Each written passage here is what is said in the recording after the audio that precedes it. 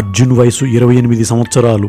తన భార్య 5 ఏళ్ల కొడుకుతో అర్ధరాత్రి వర్షంలో కారులో వెళ్తుండగా అడవిలో ఒక పాత విల్లా కనిపించింది. 5 నిమిషాల్లో వచ్చేస్తానని అర్జున్ లోపలికి వెళ్ళాడు. అక్కడ చీకట్లో సుమారు 80 ఏళ్ల ఒక ముసలి దెయ్యం ఒక కుర్చీలో కూర్చుని ఉంది. వణుకుతున్న చేతిలో ఒక పాత గడియారంతో నెమ్మదిగా తల ఎత్తి, నాకు నీ యవ్వనం కావాలి అని అర్జున్ చేతిని తాకగానే అతని జుట్టు మొత్తం తెల్లబడింది. ముఖంపై ముడతలు వచ్చాయి.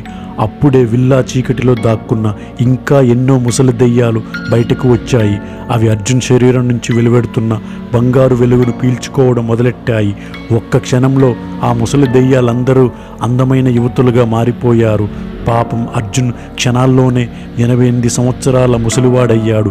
అర్జున్ బయటకు పరిగెత్తి వచ్చేసరికి అతని కొడుకు భయంతో ఏడుస్తూ, అమ్మా, ఈ తాత ఎవరు? మా నాన్న ఎక్కడా అన్నాడు.